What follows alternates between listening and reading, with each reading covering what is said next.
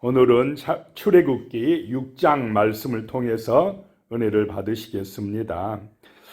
하나님께서 다시 모세를 불러서 바로에게 가거라 라고 하는 그런 말씀을 하고 계십니다.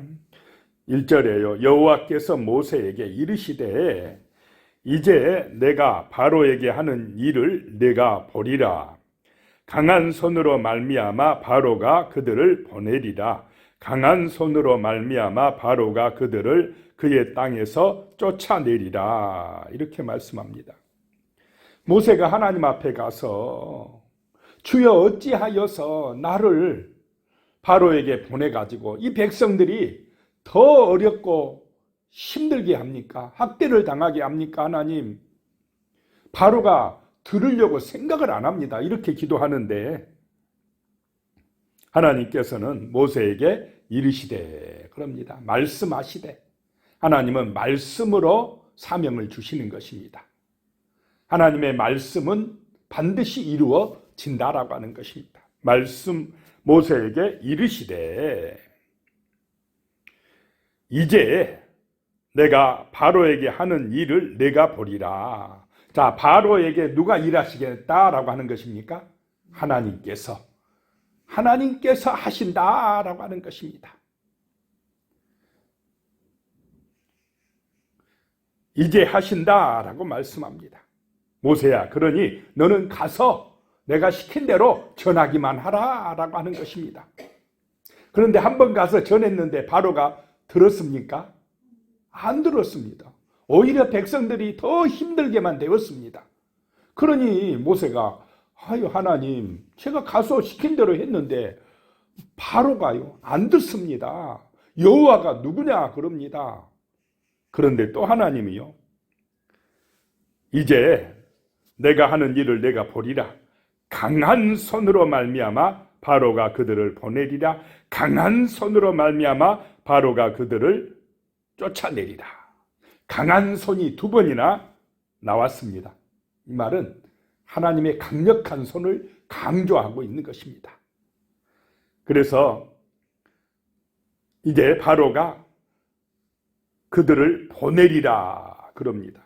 그러다가는 또 그 땅에서 쫓아내리라 라고 말씀합니다. 절대 안 보내겠다 라고 하는 이 바로가 하나님의 강한 손이 임하면 제발 나가달라고 쫓아내게 된다라고 하는 것입니다. 그런데 이 하나님의 말씀이 모세가 믿어지겠습니까? 잘 안 믿어진다는 것입니다. 한번 가서 이야기했는데 바로가 절대 이스라엘을 그냥 내보낼 것 같지가 않아요. 안 믿어지는 그 일을 하나님이 하신다고 또 가라고 말씀을 하시는 것입니다. 2절에요. 하나님이 모세에게 말씀하여 이르시되 나는 여호와이니라. 이것이 중요합니다. 모든 삶의 열쇠가 바로 여기에 있습니다. 넌 내가 누군 줄 아느냐? 이 말입니다. 하나님께서 나 여호와야. 내가 하나님이다. 나는 스스로 있는 자니다. 이 말은 내가 못할 것이 있는 줄 아느냐라고 하는 것입니다. 그런데요 하나님, 내가 가서 이야기해도 바로가 도무지 안 들어주는데 어떻게 하란 말입니까? 이 이야기입니다. 3절에요. 내가 아브라함과 이삭과 야곱에게 전능의 하나님으로 나타났으나 나의 이름을 여호와로는 그들에게 알리지 아니하였고. 전능의 하나님 엘샤다이입니다. 전능의 하나님으로 아브라함과 이삭과 야곱에게 나타났지만 내 이름은 알려주지 않았다. 그런데 지금 떨기나무 불꽃 가운데서 모세에게 하나님이 이름을 어떻게 했습니까? 알려주셨다는 것입니다. 나는 나다. 나는 스스로 있는 자다. 라고 이름까지도 알려주셨다라고 하는 것입니다. 4절에요. 가나안 땅 곧 그들이 거류하는 땅을 그들에게 주기로 그들과 언약하였더니, 가나안 땅을 약속하였더니 5절에요. 이제 애굽 사람이 종으로 삼은 이스라엘 자손의 신음소리를 내가 듣고 나의 언약을 기억하노라. 이제 나의 언약을 기억한다라고 하는 것입니다. 왜 기억하느냐? 이스라엘 자손들의 무슨 소리를 듣고 기억한다는 것입니까? 신음소리를 듣고 기억한다는 것입니다. 이스라엘 백성들이 그 고통 가운데서, 학대 가운데서 하나님 앞에 신음한다는 것입니다. 울부짖는다는 것입니다. 힘들다고 살려달라고 애원하고 있다라고 하는 것입니다. 자, 사람들이 자기 힘으로 할 수 있다고 할 때는 하나님이 역사하지 않습니다. 그런데 이제 신음한다 이 말은 스스로 자기들의 문제를 해결할 수 있다는 것입니까? 없다는 것입니까? 없다는 것입니다. 내 능력으로 안 된다고 할 때에 그 불가능의 순간에 하나님을 의지하게 되고 하나님의 은혜가 임한다라고 하는 것입니다. 그 때가 이제 언약을 이룰 때다라고 하는 것입니다.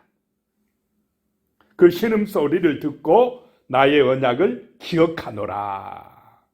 이제 아브라함과 이삭과 야곱에게 약속했던 그 가나안의 약속을 이룰 때가 되었다. 출애굽할 때가 되었다라고 하는 말씀입니다. 6절에 그러므로 이스라엘 자손에게 말하기를 나는 여호와라. 내가 애굽 사람의 무거운 짐 밑에서 너희를 빼내며 그들의 노역에서 너희를 건지며 편팔과 여러 큰 심판들로서 너희를 속량하며 라고 말씀합니다. 이스라엘을 구원해 내시겠다라고 말씀하고 있습니다. 누가 구원해 냅니까? 하나님이 하시겠다는 것입니다. 그래서 모세를 지팡이 하나 가지고 애굽에 가게 했던 것입니다. 모세에게는 무슨 큰 군대도 없고 지금 오직 하나님의 말씀만 믿고 바로에게 가야 되는 것입니다. 그런데 눈에 보이는 현실은 이게 믿어지는 것입니까? 바로가 더 세게 보입니다.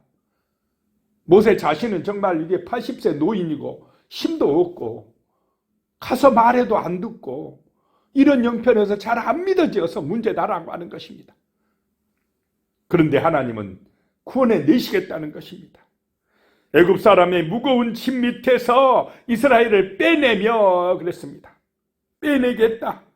그리고 그들의 노역에서 그 중노동에서 너희를 건지겠다라고 합니다. 빼내고 건지고 그 다음에 그들의 심판에서 그 애굽 사람들을 심판하는 그 심판에서 이스라엘은 속량해 주시겠다라고 하는 것입니다.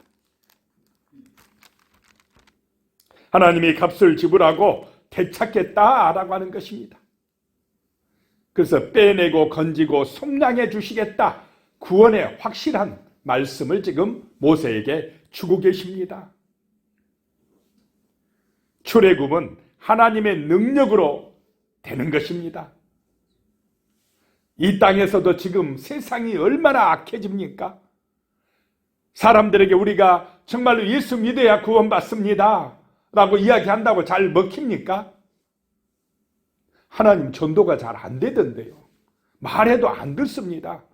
모세도 그러고 있습니다. 우리도 그럽니다. 그런데도 하나님은 반드시 구원의 역사를 이루십니까? 안 이루십니까? 반드시 이루어 가십니다. 하나님의 언약은 이루어진다라고 하는 것입니다. 7절에요. 너희를 내 백성으로 삼고 나는 너희의 하나님이 되리니 나는 애굽 사람의 무거운 짐 밑에서 너희를 빼낸 너희 하나님 여호와인 줄 너희가 알지라. 이것이 하나님의 목적입니다. 이스라엘을 내 백성으로 삼는다는 것입니다. 오늘 우리들을 구원해내서 하나님의 백성으로 삼는다는 것입니다. 그래서 나는 너희의 하나님이 되리라. 하나님이 우리의 하나님이 되는 것, 나의 하나님이 되는 것, 이것이 하나님이 우리를 부르신 목적이다라고 하는 것입니다. 바로를 주인으로 섬기고 바로의 종살이를 하는 고통받는 백성들을, 세상의 종살이하는 불쌍한 영혼들을 하나님이 건져내시겠다라고 하는 것입니다. 구원해내시겠다는 것입니다. 그래서 내가 하나님 여호와인 줄 너희가 알게 하겠다. 바로에게도 똑똑히 내가 하나님인 줄 알게 하겠다. 알게 해주겠다라고 하는 말씀입니다. 8절에요. 내가 아브라함과 이삭과 야곱에게 주기로 맹세한 땅으로 너희를 인도하고 그 땅을 너희에게 주어 기업을 삼게 하리라. 나는 여호와라 하셨다 하라. 나는 여호와다. 내가 하나님이다. 나는 스스로 있는 자다. 반드시 성취한다. 라고 하는 말씀입니다. 너 가서 이야기해. 라고 하는 것입니다. 9절에요. 모세가 이와 같이 이스라엘 자손에게 전하나 그들이 마음의 상함과 가혹한 노역으로 말미암아 모세의 말을 듣지 아니하였더라. 자, 하나님이 또 가서 이야기하라니까 이스라엘 백성들에게 가서 이야기했더니 모세의 말을 믿습니까? 안 믿습니까? 이제 안 믿더라. 너 말대로 했더니 우리가 더 힘들기만 하다. 더 고생스럽다. 그러면서 그냥 안 믿어요. 안 믿어주면 얼마나 힘들겠습니까? 하나님의 백성이 안 믿습니다. 이제 모세 너 우리 지도자 안 돼. 이제 너 말 믿었다가 우리 이렇게 힘들어졌어. 이러고 있는 것입니다. 모세가 일할 맛이 나겠습니까? 힘이 빠지지 않겠습니까? 10절에요. 여호와께서 모세에게 말씀하여 이르시되 11절입니다. 들어가서 애굽 왕 바로에게 말하여 이스라엘 자손을 그 땅에서 내보내게 하라. 그래도 하나님은 또 들어가랍니다. 바로에게 가라 그럽니다. 안 되는데 가라 그럽니다. 12절에요. 모세가 여호와 앞에 아뢰어 이르되 이스라엘 자손도 내 말을 듣지 아니하였거든 바로가 어찌 들으리이까? 나는 입이 둔한 자니이다. 안 되는데 하나님 또 가라고 그러십니까? 나는 말도 잘 못합니다. 바로 앞에 서기가 두렵지 않겠습니까? 안 되는데 내가 생각에는 도저히 안 되고 벌써 한 번은 가서 쫓겨났는데 또 가라고 하나님 말씀하십니다. 그러니 얼마나 모세가 힘들겠습니까? 오늘날에도 복음을 전하는 것이 이렇습니까? 안 그렇습니까? 잘 안 되는데 하나님은 그래도 가라고 그럽니다. 그래도 하나님의 구원 역사가 이루어진다고 말씀을 하시는 것입니다. 13절에요. 여호와께서 모세와 아론에게 말씀하사 그들로 이스라엘 자손과 애굽 왕 바로에게 명령을 전하고 이스라엘 자손을 애굽 땅에서 인도하여 내게 하시니라. 안 된다고 하는데도 하나님은 계속 뭐라고 합니까? 모세에게 된다고 말씀합니다. 가라고 말씀합니다. 하나님이 이루시겠다고 하십니다. 그래서 모세와 아론이 처음에는요, 안 되던데요, 안 되던데요, 못 하겠는데요, 이러다가 차츰차츰 나중에는 그런 말 하게 합니까? 안 합니까? 안 합니다, 이제. 그냥 순종하는 사람으로 훈련되어지고 있다라고 하는 것입니다. 자, 그 다음에 이제 족보가 나옵니다. 모세와 아론의 조상들에 대한 족보. 여기서 모세와 아론, 이 네이 지파가 쓰임 받는다고 하는 의미에서 네이 지파의 족보가 아주 길게 나오고 있습니다. 14절에요. 그들의 조상 따라 집의 어른은 이러하니라. 이스라엘의 장자 누벤의 아들은 하녹과 발루와 헤스론과 갈민이 이들은 누벤의 족장이요. 장자 누벤의 자손들이 나오고 15절에는요. 시므온의 아들들은 여무엘과 야민과 오학과 야긴과 소할과 가나안 여인의 아들 사울이니 이들은 시므온의 가족이요. 둘째 아들 시므온의 가족이 또 한 절에 나오고 16절에 이제 셋째 아들 네이의 아들들의 이름은 그들의 족보대로 이러하니 게르손과 고학과 무라리요. 네이의 나이는 137세였으며 셋째 아들 네이의 족보가 아주 자세하게 나오고 있습니다. 이제 네이 지파가 아주 중요한 지파가 되었다라고 하는 것입니다. 그래서 17절에요. 게르손의 아들들은 그들의 가족대로 님리와 시므이요. 게르손은 네이의 큰아들입니다. 이 게르손이 이제 나중에 성막을 옮기는데 아주 중요한 역할을 합니다. 네이의 아들들이 귀하게 쓰임받는다라고 하는 것입니다. 게르손은 피난처란 뜻입니다. 18절에요. 고앗의 아들들은 아므람과 이스할과 헤브론과 우시엘이요. 고앗의 나이는 133세였으며 고앗은 네이의 둘째 아들입니다. 이름의 뜻은 모임, 집회라는 뜻입니다. 큰아들은 피난처요. 고앗 둘째 아들은 네이의 둘째 아들은 모임, 집회, 하나님 앞에 모인다는 것입니다. 모이게 한다는 것입니다. 그래서 이 고앗의 자손들이 하나님의 성물들, 가장 귀중한 지성소라 이런 성물들을 옮기는 일을 맡아서 하게 됩니다. 19절에 무라리의 아들들은 마흘리와 무시니 이들은 그들의 족보대로 네이의 족장이요. 무라리는 네이의 셋째 아들이다. 무라리의 이름의 뜻은 쓰다라는 뜻입니다. 하나님 앞에 쓰임받는다는 것입니다. 무라리는 성막의 가장 무거운 것들을, 그런 짐들을 이 무라리의 후손들이 다 옮기게 됩니다. 하나님 앞에 쓰임받는 그런 귀한 자손들이 되어진다라고 하는 것입니다. 그런데 중요한 것은 20절에 아므람은 그들의 아버지의 누이 요게벳을 아내로 맞이하였고 그는 아론과 모세를 낳았으며 아므람의 나이는 137세였으며 자, 아므람이 누구의 아버지입니까? 모세와 아론의 아버지. 또 요게벳은 모세와 아론의 어머니다라고 하는 것입니다.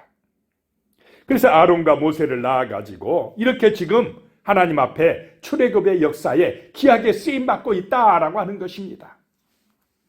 21절에 이스라엘의 아들들은 고라와 네벡과 시글이요. 22절에 우시엘의 아들들은 미사엘과 엘사반과 시들이요. 23절에 아론은 암미나답의 딸 나손의 누이 엘리세바를 아내로 맞이하였고 그는 나답과 아비우와 엘르아살과 이다말을 낳았으며 이 아론이 제사장이 되고 그래서 아론의 그 부인 엘리사바도 이름이 기록되어 있습니다.